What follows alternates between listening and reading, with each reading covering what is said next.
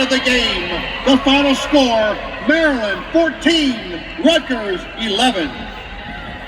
You are watching the Big Dog Postgame Show, brought to you by Viener Foregates and the big dog himself, Rick Jacklich at the Jacklich Law Group.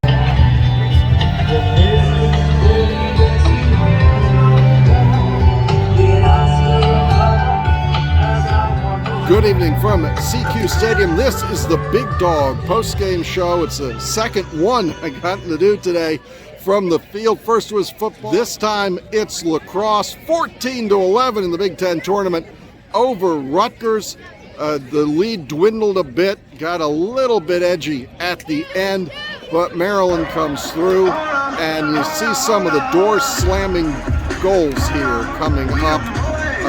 Quite a succession, scoring right in front of the crease.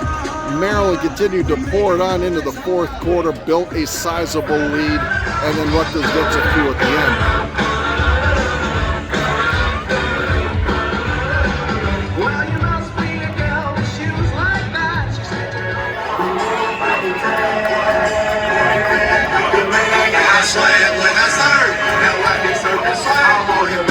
The biggest takeaway from tonight's game is how banged up Maryland is, especially defensively. They had Nick Redd playing long stick midi. Zappatello was out for the game. Then they lose Geppert. A lot of flexibility in this roster. Maryland making the most of it. As Daniel Kelly said, it's just got to be a next man up mentality. The Terps are now scheduled to play at 3:30 on Thursday against Johns Hopkins at Homewood. And I think it's an opportunity that Maryland really looks forward to after losing to the Blue Jays here last weekend. You really have to look at the wonderful way that Urksa moves the ball. He had a ton of assists. Maltz has a few goals, gets his hat trick there. Daniel Kelly has a bulldog goal where he just gets to the front of the crease and jams it in there. And then you have the much more elegant set pieces that Maryland pulls off later into the fourth quarter and extends the lead.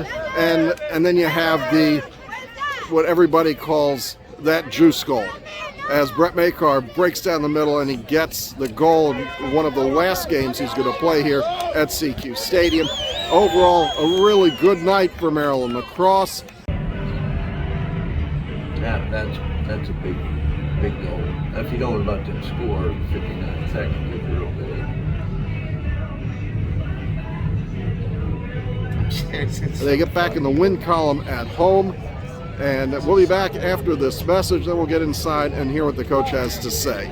This is Wayne Viener. You're listening to the Big Dog Postgame Show. Here after the big win over Rutgers with Daniel Kelly, you had one heck of a big boy goal. You bowled your way in there.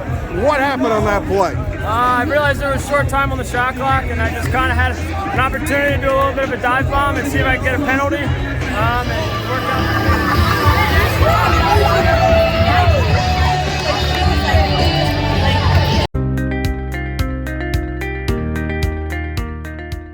I think the first thing that has to be proved by the lawyer on behalf of any client who's injured their neck or back is that the client was hurt, and they were hurt in this accident. And even though they had pre-existing problems, the damage to this individual client is much worse now after the crash than it was before. We do that with pain and suffering witnesses. We do that with doctors that know the individual patient.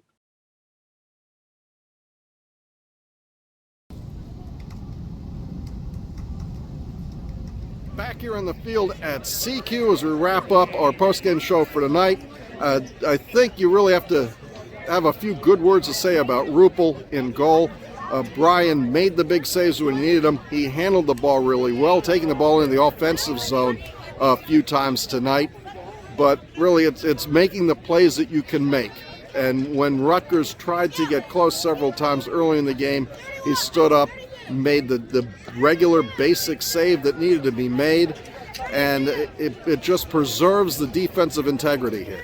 A lot was going on in front of him, people playing a little bit out of position, and he manages to hold on, play well through that.